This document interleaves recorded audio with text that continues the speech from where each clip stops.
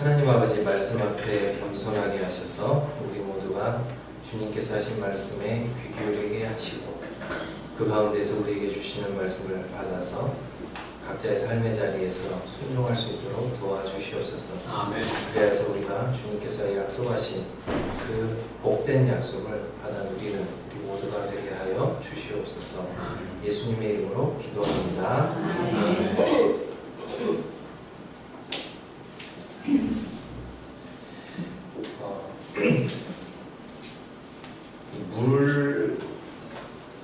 물의 소중함을 가장 절실하게 느끼는 계절이 아마도 여름이 아닐까 생각을 합니다. 그래서 평상시 같으면 이제 어제처럼 비가 내리면 길바닥도 질척거리고 또 습기도 올라오고, 저희는 1층에 살아서 그런지 습기가 아주 요즘은 저희를 괴롭히는 그런 문제이긴 한데, 어쨌든 습기도 많고 또 그 옷도 다니다 보면 잘 젖고, 또 가뜩이나 진도 많은데 우산도 들고 다녀야 하고, 그래서 비가 내리는 것을 제가 어렸을 때는 별로 좋아하지 않았습니다. 그래서 시험 보는 날 비가 오면 왠지 망칠 것 같은 느낌도 들고, 그래서 별로 이제 비에 대해 좋은 기억이 없다가 이제 조금씩 나이를 먹어가면서 그 불편함을 주는 이 비가 이 생명과 직결되는 고마운 선물이라는 것을 조금씩 느껴가게 되었습니다. 그 고마움을 알기까지는 정말 많은 시간이 걸렸던 것 같습니다. 그래서 지금은 비가 오지 않으면, 이제 너무 많이 오면 또 걱정이지만, 비가 오지 않으면 정말 땅 갈라지고 농사는 잘 될까? 농사도 안 지으면서 별걸 다 걱정을 하고 살아가고 있습니다.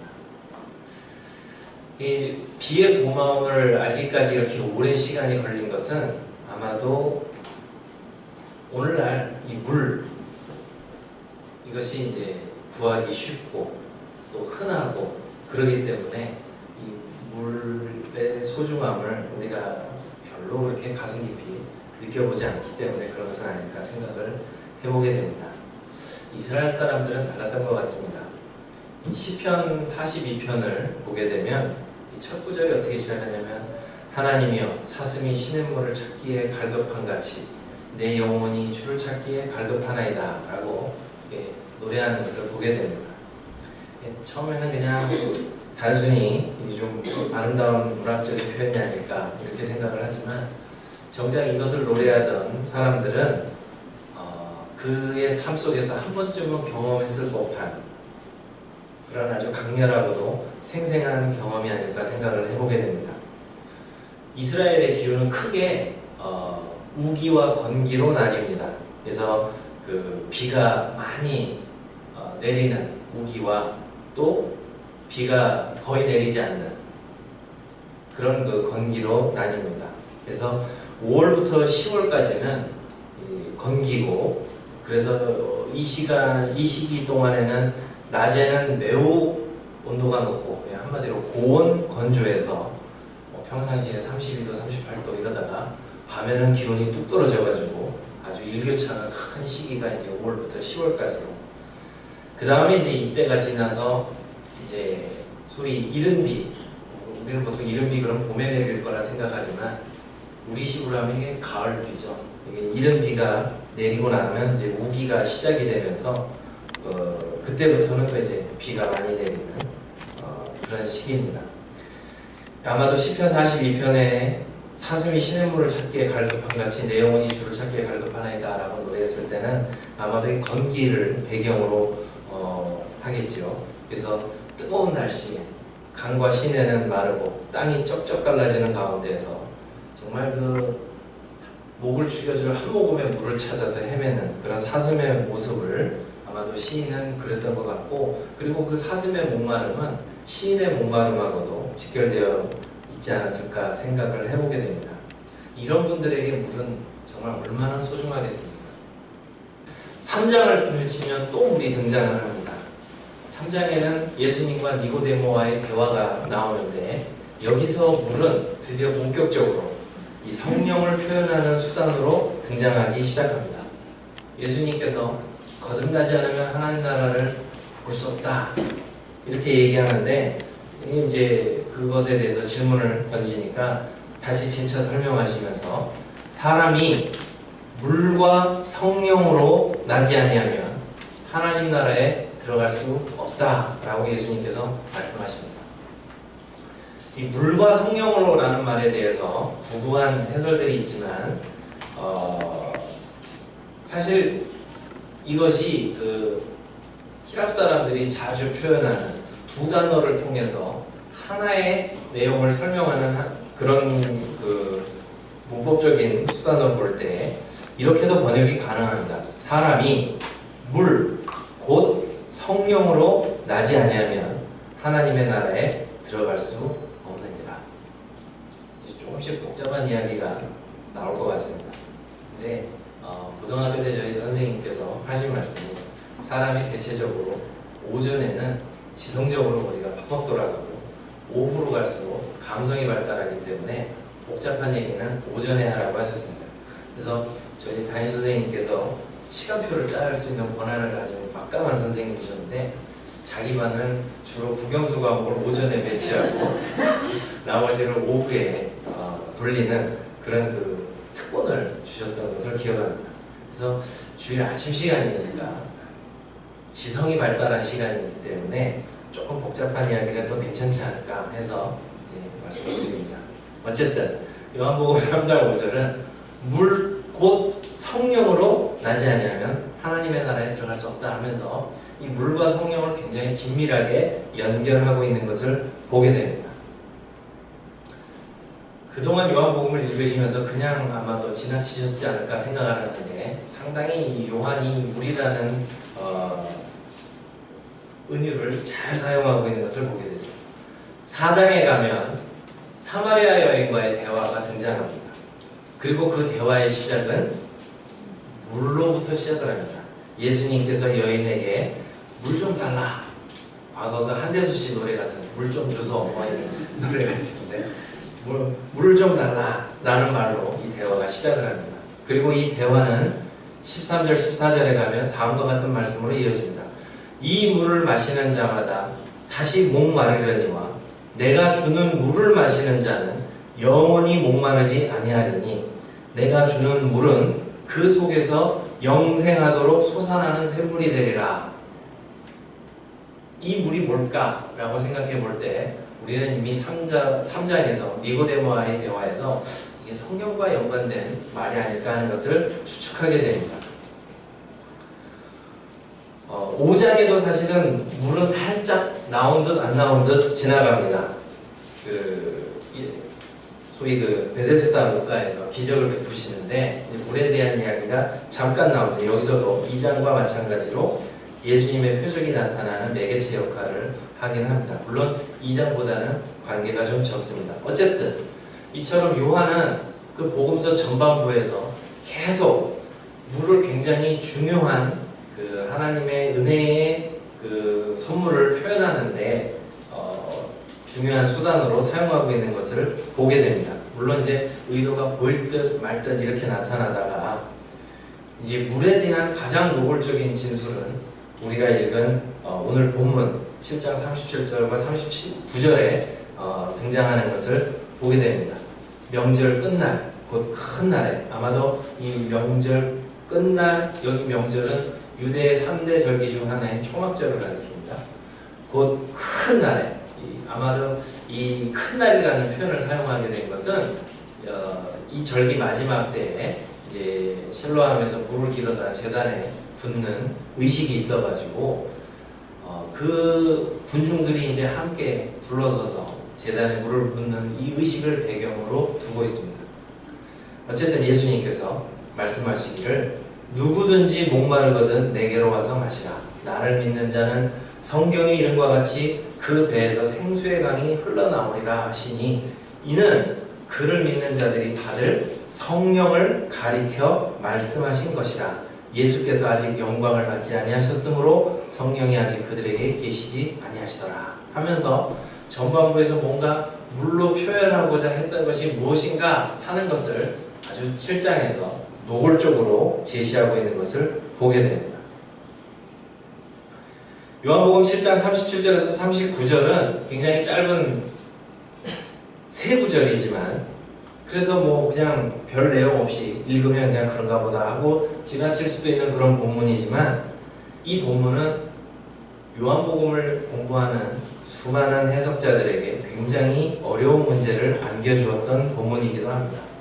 그래서 실제로 1992년에 우리나라의 고신대 변종길 교수님이라는 분은 네덜란드까지 유학을 가셔서 박사학위 논문 제출했을 때 이 세 구절 해석사와 함께 자신의 해석을 제시하면서 학위를 받기도 하셨습니다. 뭐가 그렇게 이 세 구절 속에 그 어려운 문제들이 있는가? 첫째는 이제 39절에 보면 이런 표현이 나왔죠. 예수께서 아직 영광을 받지 아니하셨으므로 성령이 아직 그들에게 계시지 아니하시더라 라는 표현에서 비롯된 문제입니다. 오늘 당장 이 말씀을 함께 나누는 우리들에게는 어떻게 보면 큰 문제가 되지 않을 수 있는 것입니다. 뭐냐면 십자가 부활 사건 이전에 예수께서 아직 영광을 받지 아니하셨으므로 십자가 부활 사건 이전에 성령이 믿는 자들에게 계시지 않았다라는 이 표현이 등장을 하기 때문에 이 교리에 목숨을 거시는 분들은 이게 굉장히 중요한 구절로 치부를 해요. 어떻게 성령이 계시지 않았는데 제자들이 믿을 수 있었겠느냐? 사실 우리는 예수님께서 영광을 받으신 이후를 살아가기 때문에 우리에게는 그렇게 크게 와닿지 않는 그러한 문제이기 때문에 이 시간에는 지나가도록 하겠습니다. 좋으시죠? 지나간다고 하니까 표정이 한결 밝아지시는 것을 보게 됩니다. 그러나 중요한 것은 성령이 아직 그들에게 계시지 않았다라고 이렇게 하는데, 결국 예수님께서 운명하실 때 요한복음 19장 39절에 보면 한 군병이 창으로 옆구리를 찔렀더니 그 옆구리에서 물과 피가 나왔다라는 이 진술이 어떻게 보면 이제 예수님께서 확실하게 돌아가셨다라는 그런 과학적 증거로도 사용되고 있는 것을 우리가 많이 듣는데, 그런 표현일 수도 있겠지만 적어도 이 요한의 시각에서 봤을 때는 굉장히 의미심장한 사건이라는 것이죠. 예수님의 죽으심을 통해서 뭔가 이제 이후로 벌어질 사건에 대한 은근한 암시가 여기에 들어있다는 것을 보게 됩니다. 그리고 나서 실제로 20장 22절에 보면 부활하신 예수님께서 제자들을 향해서 숨을 내쉬면서 성령을 받으라. 숨을 내쉰다라는 이 표현도 요한이 굉장히 사려 깊은 저자라는 것을 보여줍니다. 이 단어가 이 창세기 2장 7절에 사용되는데, 하나님께서 사람을 지으시고 그 코에 생기를 불어넣으셨다 할 때 그 같은 동사를 요한이 쓰고 있어요. 그러니까 예수님께서 부활하신 이후에 그동안 숨이 가쁘셔서 이렇게 하신 게 아니라 이 창조주 하나님께서 인간을 지으셨을 때 코에 생명을 불어넣으셨던 그 모습처럼 제자들에게 성령을 받으라 말씀하셨다라는 것을 요한이 보여주고자 했다는 것을 우리가 생각하면 좋을 것 같습니다. 어쨌든 이 문제는 여기서 지나가고, 두 번째 문제는 나를 믿는 자는 성경의 이름과 같이 그 배에서 생수의 강이 흘러나리라 예수님께서 말씀하셨습니다. 근데 이게 누구의 배에서 생수의 강이 흘러나느냐라는 문제가 있습니다. 옛날 책들은요, 오늘날처럼 이렇게 질 좋은 종이에 띄어쓰기도 분명하고 마침표 이런 것이 잘 돼 있어서 오독에 잘못 읽을 여지가 별로 없는 오늘날의 책들과는 달리, 옛날의 문서는 따닥따닥 붙여쓰기도 심하고 이런 맞춤표, 쉼표 이런 것도 제대로 들어있질 않아서 이게 어디서 어떻게 끌어있느냐에 따라서 뜻이 바뀌는 경우가 종종 있습니다. 동양 고전도 그렇습니다. 이 논어 향당편에 보면 이 공자님께서 제사가 있어서 목욕제기 하실 때 그때 이제 그 식습관에 대해서 언급하는 부분이 나옵니다. 거기 보면 내용이 재밌습니다. 평소와 달리 밥은 곱게 찌은 쌀을 드셨고 생선에는 가늘게 썰수록 좋아하셨고 밥 쉰 거, 생선 상한 거, 고기 부패한 거 이런 거 절대 안 드셨고 색깔 나쁜 거 안 드셨고 잘못 조리된 거 안 드셨고 제철 음식 아닌 거 안 드셨고 썬 것이 반듯하지 않으면 안 드셨고 음식하는 사람 굉장히 피곤했을 것 같죠. 썬 것이 반듯하지 않으면 안 드셨고 간이 안 맞아도 안 드셨고 고기는 아무리 많아도 밥 먹을 생각이 나지 않을 정도로는 안 드셨고 이 점에 있어서는 참 존경하게 됩니다. 그 다음에 이제 재미있는 구절이 나와요. 술을 마실 때 일정한 양을 정하지 않았지만 술에 취해 난잡해지는 데까지는 이르지 않았다라는 구절이 나오는데요. 여기가 이 끊어읽기 아주 진수를 보여주는 대목입니다. 이게 유주무량 불급난이라고 하는데 이게 어디서 끊어읽느냐에 따라서 이게 뜻이 확 바뀝니다. 이게 우리 보통 일반적으로 논어를 해석하는 분들은 술을 마실 때 일정한 양을 정하진 않았지만 술에 취해 난잡해지는 데까지는 이르지 않았다. 이렇게 끊어 읽는데요. 요거를 잘못 끊어 읽으면 이렇게 돼요.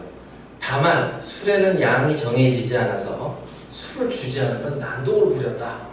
완전히 정반대로도 해석이 가능해집니다. 그러니까 이게 이 옛날 책을 읽는 재미 중에 하나가 이게 어디서 끊어 읽느냐 여기 있는데 이 38절도 그렇습니다. 나를 믿는 37절부터 보면 이죠. 누구든지 목마르거든 내게로 와서 마셔라. 우리말 성경은 여기서 끊어요. 마셔라. 그 다음에 나를 믿는 자는 성경의 이름과 같이 그 배에서 생수의 강이 흘러나오리라. 우리말 성경대로 하면 누구의 배에서 생수의 강이 흘러나오죠? 이 믿는 자에게서 나오죠. 그쵸? 나를 믿는 자는 목마르거든 내게로 와서 마셔라. 끊고 나를 믿는 자는 성경의 이름과 같이 그 배에서 생수의 강이 흘러나오리라. 근데 이게 옛날에 우리 앞서서 이 요한복음을 읽었던 신앙의 선배들은 다른 끊어읽기도 시도했습니다. 누구든지 목마르거든 내게로 와서 마셔라. 나를 믿는 자는 여기서 딱 끊어버리는 거예요. 그러면 이제 의역을 하면 이렇게 되죠. 누구든지 목마르거든 내게로 와서 마셔라. 나를 믿는 자는 마셔라. 성경의 이름과 같이 그 배에서 생수의 강이 흘러나오리라. 그러면 여기서 누구 배에서 생수의 강이 흘러나오냐면 예수님에게서 나온다라는 뜻이 돼요. 그래서 이게 어디서 끊어 있느냐에 따라서 누구 배에서 생수의 강이 흘러나오느냐라는 중요한 해석의 차이가 생깁니다. 약자들은 사실 이거 가지고 목숨을 많이 걸어요. 여기서 뭐 해석사도 소개하고 뭐가 맞다 많이 싸우는데 사실 우리가 이 신앙적인 관점에서는 둘 다 취해도 무방하지 않을까 저는 생각을 합니다. 물론 개인적으로 설득력 있다고 생각하는 해석은 이제 뒤에 읽기를 선호하지만 어쨌든 우리가 신앙생활을 하는 데는 둘 다 가능하니까 결국은 누구든지 목마르거든 예수님에게서 가서 마시면 예수님에게서 생수의 강이 흘러넘쳐서 우리에게 전달되는 어떤 그런 모습으로 생각하면 좋지 않을까 이렇게 생각이 되어집니다.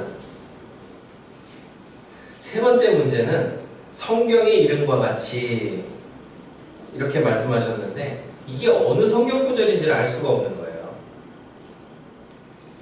그래서 딱히 이런 말이 없어요. 그 배에서 생수의 강이 흘러난다는 성경 구절이 구약 성경에 없기 때문에 이 학자들이 이게 도대체 어느 구절인가? 그래서 그 신학생들이 많이 보는 헬라어 성경 이 난회주에 보면 라틴어로 운데 이렇게 써 있어요. 이제 재밌는 거는 라틴어하고 한글하고 이상하게 말이 비슷해요. 우리말로는 어딘데 이렇게 되겠죠. 그래서 이게 어디서 인용을 했는지를 모르는 거예요. 다만 앞서 말씀드린 것처럼 이 말씀이 전해진 시기가 초막절이었다는 거. 그래서 이 초막절이라고 하는 것은 하나님께서 이스라엘 백성들을 이집트에서 건져내신 다음에 광야에서 이 텐트 치고 살 때에 함께 하시고 지켜주신 것을 감사하는 절기가 초막절입니다. 그리고 또 이 시기가 지금 우리 달력으로 하면 9월에서 10월 어느 기간쯤 되는데, 이 시기가 아까 이제 말씀드린 것처럼 건기가 끝나고 우기를 앞둔 시기라서 이제 사실 일종의 이스라엘로서는 추수감사절 시기예요. 그래서 이 초막절을 지나면서 이 곡식을 주신 하나님께 감사하는, 그래서 초막절의 다른 이름은 수장절이라고도 합니다. 곡식을 주신 하나님께 감사하면서 앞으로 올 비에 대해서 이렇게 축원하는, 하나님께서 비를 주시기를 간구하는, 그래서 제단에 물 붓는 음식도 있고 하는 거예요. 어쨌든 간에 바로 이제 이러한 그 초막절에 낭송되었던 어떤 구절들과 관련이 있지 않을까 생각을 해보면, 초막절 첫날에는 스가랴서 14장 8절이 낭독되는데, 그날의 생수가 예루살렘에서 솟아나서 절반은 동해로 절반은 서해로 흐를 것이라 라는 이 스가랴서 14장 8절을 염두에 두셨던 것이 분명하고, 그 외에도 스가랴서 13장 1절, 이사야서 12장 3절 구원의 샘물을 얻으리로다 하는, 또 58장 11절, 그리고 이 초막절과 관련된 시편 78편 16절, 광야에서 반석을 쪼개시고 매우 깊은 곳에서 나오는 물처럼 흡족하게 마시게 하셨으며, 또 바위에서 시내를 내사 물이 강같이 흐르게 하셨으니 라는 이 구절들이 아마도 예수님께서 이 말씀을 하실 때 마음속에 있던 구절이 아닐까, 이렇게 학자들은 추정을 하고 있습니다. 여기서 이렇게 생각해 보면 왜 이런 그 엉뚱한 말씀이 튀어나올까 우리가 생각해 볼 때, 예수님 당시에는 일단 각개인이 이렇게 성경책을 휴대하던 시절이 아니었어요. 그래서 회당조차도 성경을 온전히 구비하지 못했던, 가난한 회당은 성경 한 권 구비하기 힘들었고, 다들 그냥 예배 때 모여가지고 성경 말씀에 귀를 기울이며 그것을 가슴에 새기고 늘 그것을 읊조리면서 머리와 입술과 가슴에 새겼던 것이 그때의 형편입니다. 그러다 보니까 성경 해석이 문자 그대로 이렇게 정확하게 인용되기보다는 그냥 그런 말씀이 있었어 하고 딱 얘기만 해도 누구든 그냥 척 알아들을 수 있고, 또 그것을 이제 마음에 품고 있다 보면 그것을 나름대로 이렇게 해석해서 인용할 수도 있고, 그런 시기가 예수님께서 사셨던 시기입니다. 안타깝게도 오늘날에는 성경이 너무 흔해져서 책으로 들고 다니는 것도 모자라서 이제는 스마트폰에다도 넣어서 다닐 수도 있고, 근데 이상하게 구하기는 더 쉬워졌는데 우리 머릿속에서는 점점 성경이 더 사라져가는 희한한 세상을 우리가 살아가고 있어요. 그러니까 예수님 당시에는 진짜 오늘날의 잣대로 보면 이거 어디서 인용한 건데 찾기는 좀 어려울지 몰라도, 어쨌든 성경 말씀이 항상 머리와 가슴 속에 새겨져서 막 자유자재로 떠오르고 인용이 되던 시기가 있었는데, 오늘날에는 성경은 흔해졌는데 정말 텅 비어서 성경을 나누다 보면 이게 뭐지?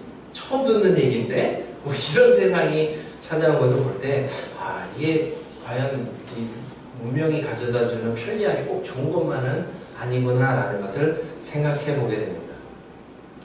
그래서 우리가 이 말씀을 나눈 것을 계기로 성경책을 우리가 좀 시간을 내서 매일 꾸준히 좀 읽는 습관을 들이는 것이 좋지 않을까, 이렇게 생각을 해보게 됩니다. 아멘. 감사합니다. 어쨌든 이런 그 난제들이 있다는 것 속에서 이제 오늘 제가 여러분들에게 정말로 드리고 싶은 말씀은 예수님께서 하셨던 이 약속입니다. 나를 믿는 자는 성경의 이름과 같이 그 배에서 생수의 강이 흘러나오리라. 이 생수의 강, 그리스어 성경에는 복수로 표현이 돼서 생수의 강들이라고 표현이 되어 있습니다. 먼저 이 생수라는 말, 우리 주변에서 흔한 말이기 때문에 또 오해가 있을 수 있죠. 생수하면 우리가 떠오르는 이미지가 뭐가 있죠? 편의점에서 사다 보면 땡땡수 이런 것들, 혹은 정수기를 통해서 걸러진 물, 뭐 이런 거. 그래서 뭐 미네랄이 알칼리 미네랄이 살아있고 알칼리수가 어쩌고 저쩌고 하는 이것을 우리가 생수라고 생각하기가 쉬운데, 우리가 거꾸로 예수님께서 생수의 강들이 흘러나리라 할 때 이런 것을 생각하셨을까요? 생수, 문자 그대로 살아있는 물이라는 것은 우리가 생각하는 그런 의미보다는 당시에 뭐와 대비되는 표현이냐면 이 고여있는 물, 고여있는 썩은 물과 대비되는 표현이 이 살아있는 물이라는 표현입니다. 그래서 초대교회에 이제 성경 이후에 여러 문서들이 돌아다녔는데 그 중에 그 12사도들의 가르침이라는 짤막한 책이 있습니다. 거기에 보면 세례 주는 그 내용이 나오는데 이런 얘기가 나와요. 아버지와 아들과 성령의 이름으로 살아있는 물로 세례를 주시오. 생수로 물을 주시오라고 이렇게 되어 있습니다. 생수로 세례를 주시오. 그러니까 무슨 얘기냐면 흐르는 물에서 세례를 주는 것이 좋습니다 라는 표현이에요. 이것을 우리가 좀 기억할 필요가 있습니다. 예수님께서 믿는 자들에게 약속하셨던 그 약속은 생수의 강들이 흘러나는 살아있는 물, 늘 흐르는 살아있는 물들이 신자들 속에서 흘러나오리라 이렇게 표현하셨다는 거죠. 또한 우리말에는 아까 이제 강이라고 표현되어 있지만 복수형으로서 강들이라고 말씀드렸는데, 이 단어가 복수형으로 강들이라고 사용될 때에는 어떤 의미를 갖게 되냐면 마태복음 7장 25절 27절에 이 표현이 나와요.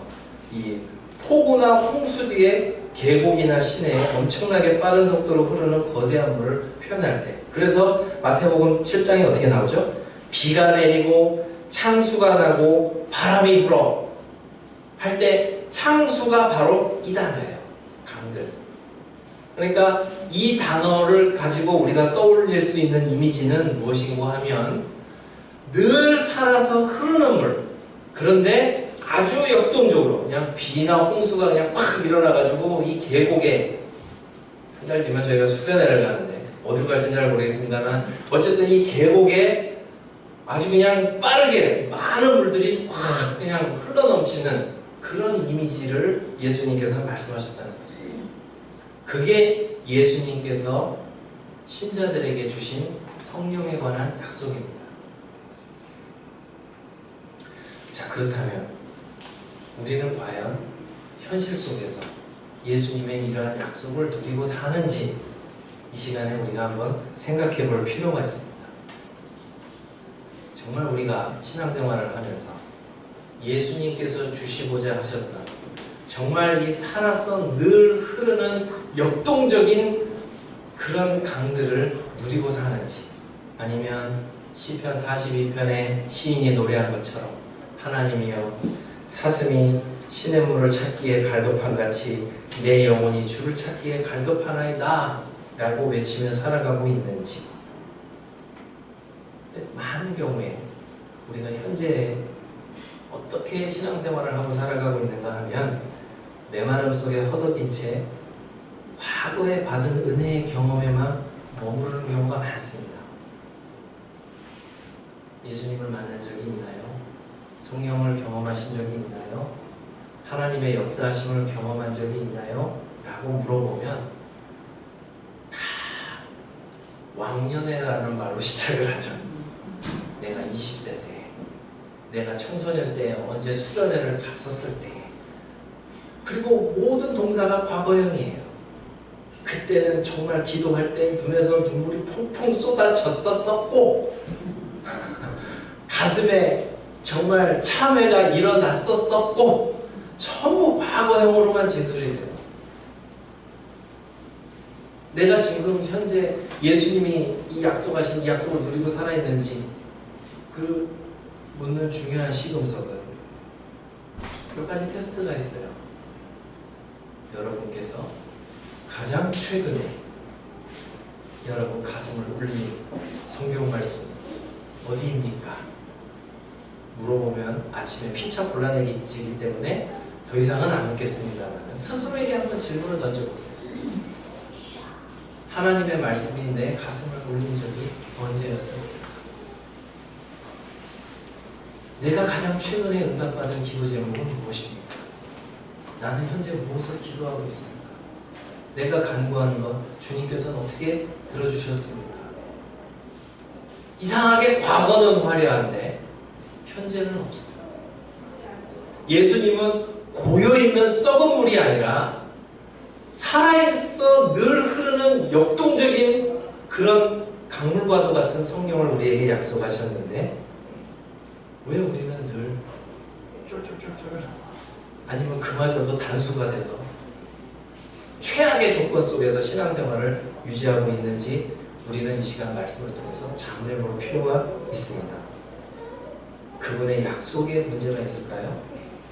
아니요. 앞서 언급한 것처럼 요한은 아까 예수님의 처형 장면을 통해서 암시해 주었다고 했죠. 예수님께서 십자가에서 처형을 당하셨을 때 드디어 시작된 그 약속은 제자들에게 성령을 받으라 하면서 공급되기 시작했고 정말 오고 오는 세대들 속에서 놀랍도록 역사를 했지만 문제가 있었다면 우리에게 있었다는 것을 우리는 역사를 통해서 배우게 됩니다. 또 우리의 현실을 통해서도 배우게 되죠. 정작 예수님을 통해서는 풍성한 생수의 강물이 흘러넘치는데 우리는 그 물줄기를 외면하고 살고 있는 것은 아니지. 어떻게 그 물줄기를 우리에게 끌어들일 수 있습니까? 단순합니다. 우리의 신앙의 선배들은 한결같이 이야기를 하기를 은혜가 오는 수단, 은혜의 수단이 세 가지가 있는데 그것은 말씀과 기도와 성례라고 했습니다.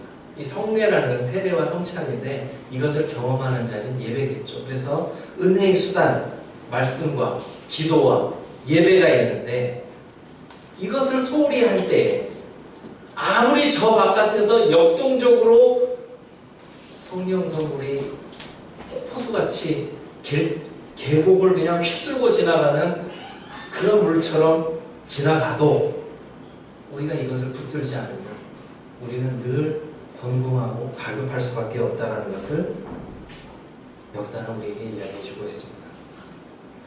그런데 정말 이 선물을 주님이 어떻게까지 주시고자 했는가? 십자가 사건을 통해서 자신의 죽음을 통해서 우리에게 이런 선물을 주시고자 했다는 사실을 우리가 생각해 볼 때 과연 우리가 지금 살아가고 있는 이 모습이 정상적인가? 우리가 이 시간 다시 한번 생각해 보면서 다시금 일어나서 은혜의 수단을 붙들고 정말 주님께서 그 약속하셨던 그 약속 이것을 현실로 누리는 그래서 갈증을 해결하는 기쁨을 누리는 저와 여러분 되시기를 주님의 이름으로 축원합니다. 아멘. 다 같이 기도하겠습니다. 주님께서 죽음을 통해서까지 우리에게 주시고자 하셨던 그 선물을 우리가 누리기를 원합니다. 우리가 붙들기를 원합니다. 우리에게 이미 주셨건만 우리가 정말 주님께서 주셨던 이 귀한 선물을 알지도 못하고 흘려보내고 있는 것은 아닌지 돌이켜보게 하여 주시옵소서. 다시금 일어서서 주님께서 우리에게 주신 은혜의 수단들을 붙들게 하여 주시옵소서. 예수님의 이름으로 기도합니다.